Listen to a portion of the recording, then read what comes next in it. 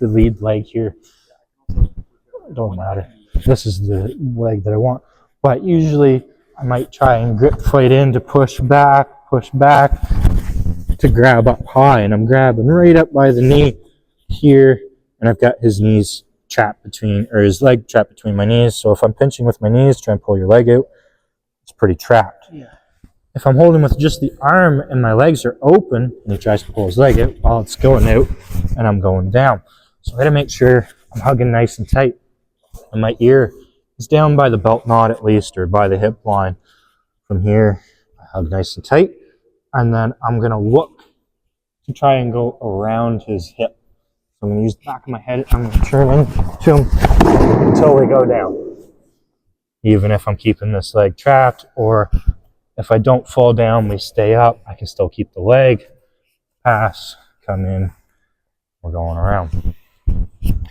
So again, just the emphasis on getting that leg is to create some movement to be able to reach in, trap, drive in, right? Here I can hug. I can also pull back to get them down. Sometimes you might have to do that if trying to turn into them doesn't work, if they're able to hop around enough. So what I mean by hop around enough is if I'm not putting some oomph into that spin, he can hop around forever. So if that starts to happen, well, I'm just going to snap the other way, right? So that's kind of where I wanted the idea of that takedown is, well, if it fails or if they escape and they manage to re-guard here, well, this is where this drill is going to come from, right? So with the circuit drill, usually, or not the circuit drill, with guard in this position, we want to make sure that they're not able to sit up. So I'm going to keep good posture, and a good way of keeping good posture is just to practice it. Let your arms, don't do this in actual roll, but just get the idea of what a good posture is. Let your shoulders roll forward, straighten your back, roll your shoulders back, and just chin up. Just bring whatever elbow you want back. Hand on the inside of the thigh or on the knee, or you can go 50-50. And then the other arm is stiff. I'm not keeping it bent, it's not loose, it's stiff. So if Jordan tries to sit up, I'm not using much strength, right? It's to keep him down. For me, we can grab right in on the belt knot. I'm going to drive just my hips forward. I'm not leaning forward so he can't grab onto me. I'm driving my hips forward, bring my knee back. I go the same side as the arm that's stiff. And I put it just in the middle of his spine. The other leg steps up and away. So this is going off of the single hook sweep too. This is where this can come in. So if I go in too close, maybe he can either grab under, do grab over roll, or he can get in a single hook sweep. But I'm stepping away. My foot's pointed away. My torso is still facing him, but my hips are turned.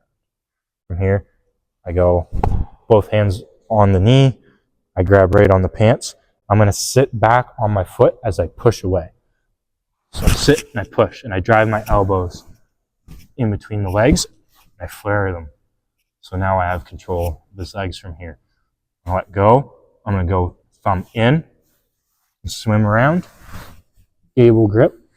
I like to pull them in because I feel like it's a little bit more controlling to pull them in, right? And I've got them right up on my thighs. I'm not wide stance here. I've got them sitting right up. To pass the guard, I'm going to go thumb in. I'm going to cut my forearm right into the neck. I go out on my tippy toes, so all my weight's on his neck. It's super uncomfortable. I'm going to look at his legs, so if they just fall off. Once that happens, I go into side control. Okay. And we're just going to stop right there. Okay. So for this, oh my God, guard circuit drill. There we go. There's too many. We're going to do a knee on belly to mount, right?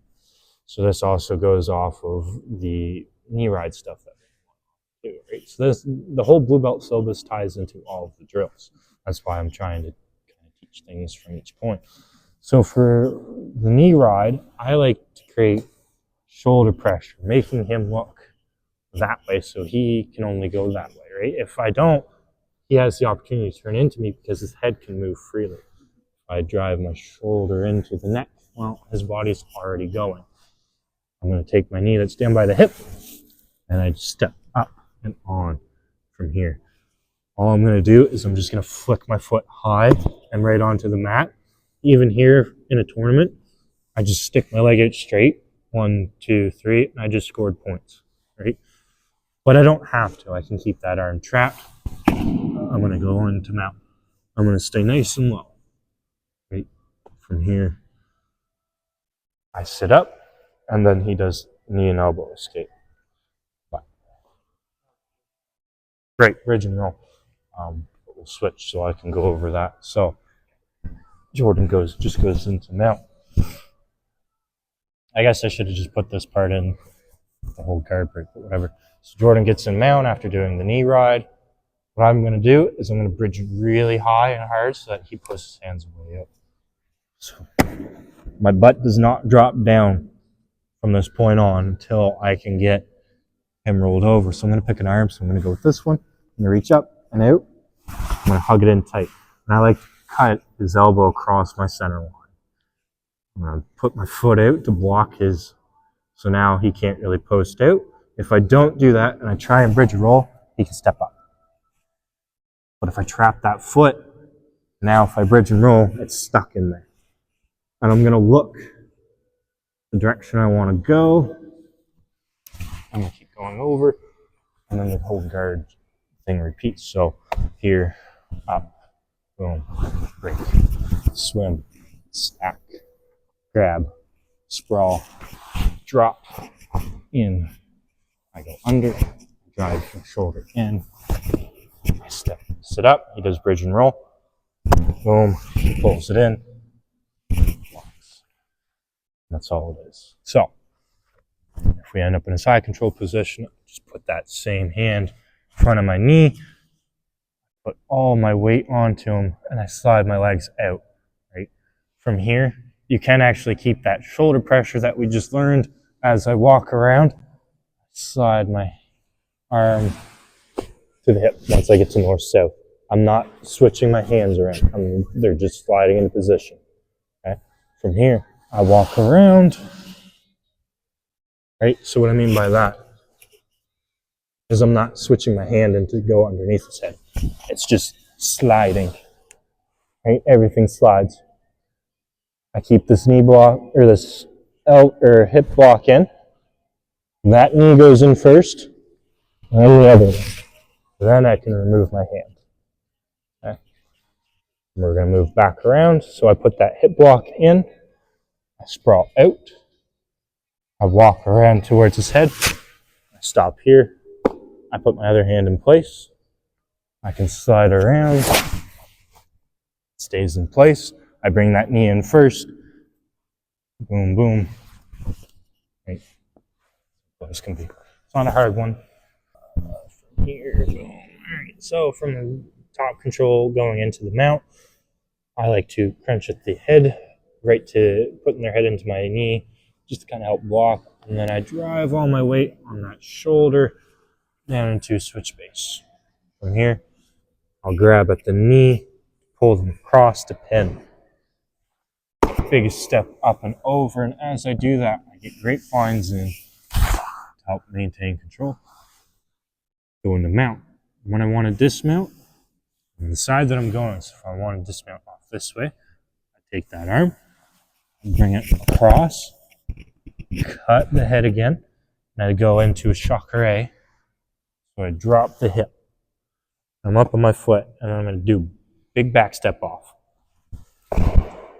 My knee is already blocking that hip. All my weight's up here.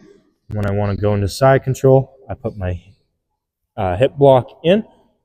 I go long base, short base from side control. By hugging around, I crunch the head.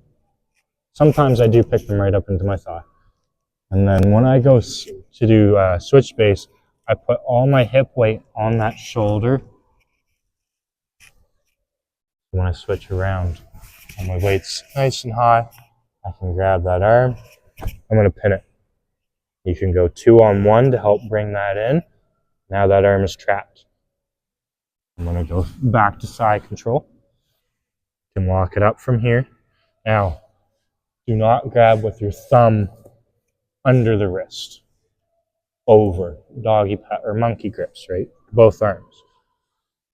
I slide my knee that's at the hip. I slide it up just a little bit so I can put my shin up on his face, and then I pick up. Right? Because if I try and do it here, he can sit up with it all the way up, right? I want to keep him pinned. Even if I'm not really pinning it here, as long as it's just hovering to stop him from sitting all the way up, that's fine. I just want it there as a block, right? We can even think of it as attacking collar chokes, right? Figure 4. I want to annoy him so he wants to move. But I'm nice and low, creating some top heavy pressure. So he goes to push me. I reset, pushes me, we reset. Pushes me up, I'm hooking with my feet. I go nice and low. He goes to move, I let it happen. You can even stop him here in chair mount, technical mount, whatever you want to call it, just to acknowledge the position. I let him go belly down. From here, if he goes, I feel I want to go to turtle, I let it happen. But I make sure I'm staying below his head the whole time, so when we end up in turtle, I'm nice and low. I'm not high where he can buck me off. I'm nice and low. The arm that's under, I grab at the wrist. I pull it in, I grab at the elbow, and I rip it up. And then I go over the shoulder. And then I've got choking arm here, ready to go. Right? That's the easiest way of taking back. Not hard. Because really what it's doing, so go down into turtle.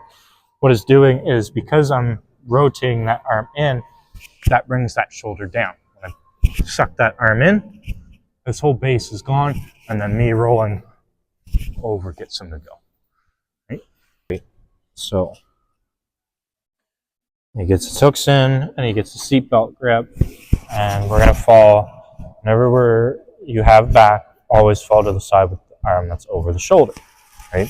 So, first things first, in my position, I need to defend this. I'm not too worried about the legs right now. It's this arm specifically. So I'm going to get a Y grip right on the wrist. Really hug this tight, Jordan. And I'm pushing it down. So when I do that, I'm not just trying to come up here and push it. I'm actually trying to put my elbow to my side. This hand that's on the bottom, I'm grabbing right up in the elbow. And it's the same thing. I'm not trying to just brute force it. Elbow to the side to pull that down. Now I'm safe. Now I can worry about my legs because I'm safe from this arm right now. Yes, there's other submissions he can do, but we're not worried about those right now. We're worried about this choking arm. I'm going to pretty much run on my side to get out. So, this top leg, I want to switch. Okay. I'm going to switch back really wide. So when I do that, that helps to get that top leg off. And then when I switch again, I'm going to drive it through, not up. I'm driving through to get past that hook and over this one. So I'm going to switch. I'm stepping as far as I can. Okay? From this point, I'm pretty much out. Right? I switch again. But I don't go quite so far back with that top leg. Once I'm here, I step just enough to get that momentum to come out. And when I'm out, I'm putting the hips out to the ground, back to the sky. I'm out of back control, so I'm not worried about that. My next worry is him trying to come into mount. So to prevent that Y grip hand comes up, block that hip. Okay? From here, we go to side control. I block the hip, drive up, and in, and look where we're at. We get to top control drill. I'm over, walk around, here, okay, boom, and over, right? That was the gird work drill was in play there as well, but I'm on top, right? So all three drills connect together just off that, right? So again,